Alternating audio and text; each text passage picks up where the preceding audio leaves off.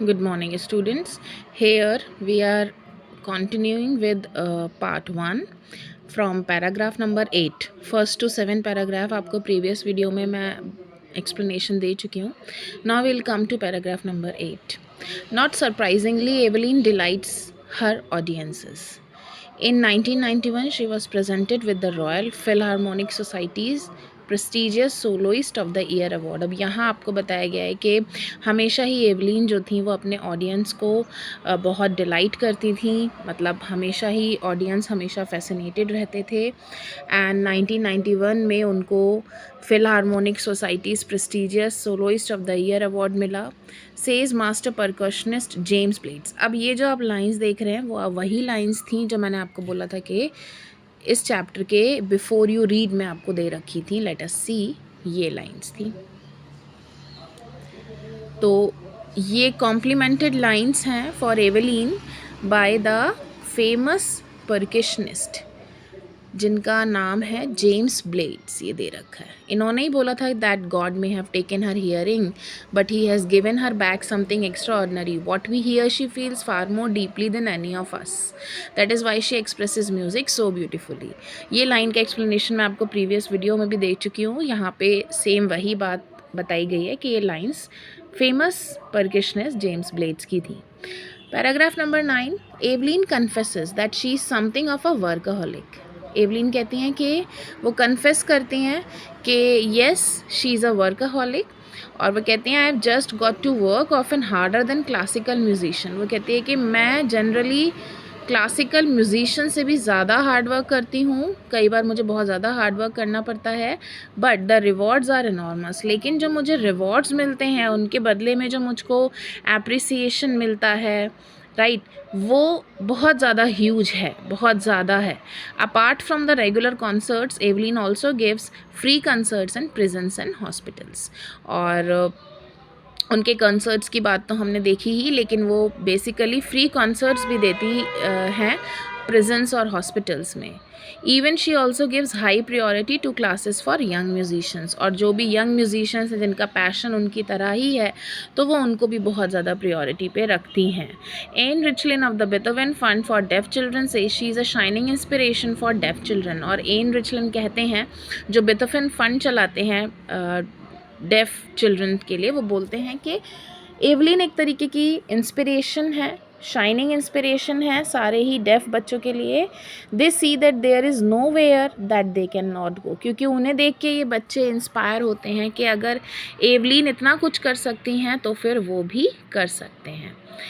Now paragraph 10. Evelyn has already accomplished more than most people twice her age. Evelyn ने अपनी life में वो हासिल किया है जो उनकी एज से भी 2 गुने एज में जाने पर लोगों को वो चीज़ हासिल हो पाती है.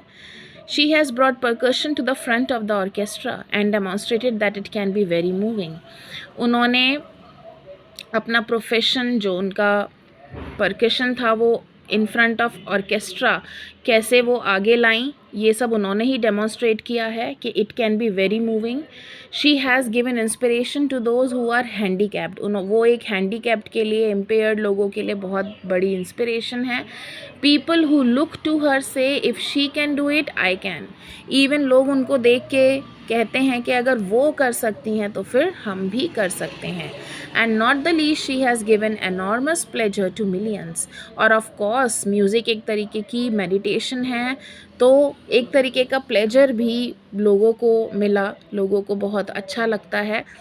कुछ लोगों के लिए ये एक्सरसाइज भी होती है, मेडिटेशन भी होता है. तो ऑफ कोर्स उन्होंने बहुत सारे लोगों को भी सर्व किया है, right.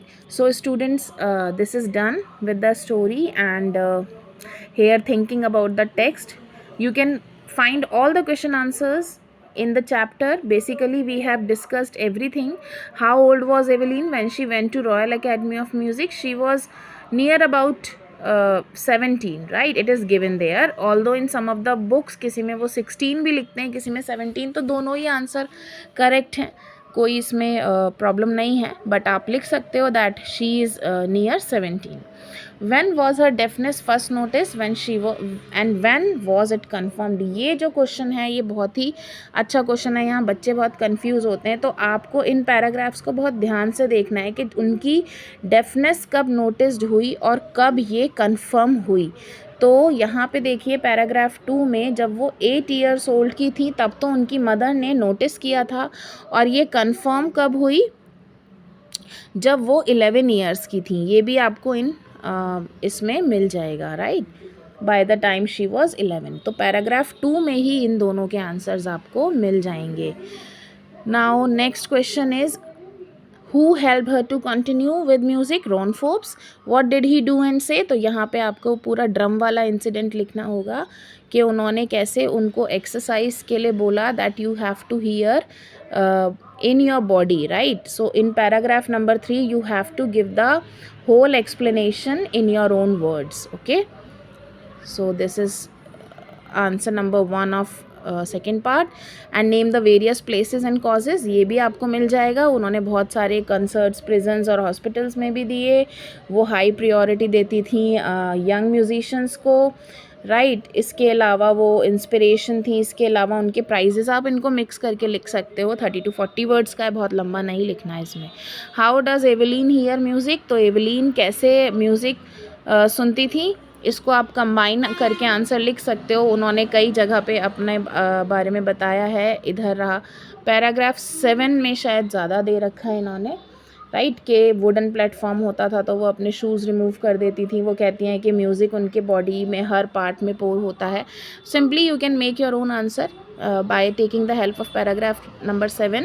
Although I think that you should know the explanation of the chapter line by line so that you can answer any of the question, right? So I hope कि कुछ extra question भी अगर आपके पास आते हैं, suppose character sketch आता है, pen picture आती है एवलीन की, so I think you can easily give the answers. Okay, character sketch basically उस character की, आप character के बारे में बताते हो, उसकी characteristics बताते हो, राइट. जो भी आपको उसके क्वालिटीज़ पता हैं, उसकी एज, उसकी हॉबीज़, कोई भी इंसिडेंट, लेकिन आपको स्टोरी एक्सप्लेन नहीं करनी है. आपको उसी कैरेक्टर के आसपास ही रहना है. कई बच्चे कैरेक्टर स्केच में पूरी समरी लिखाते हैं, दैट इज़ रॉन्ग.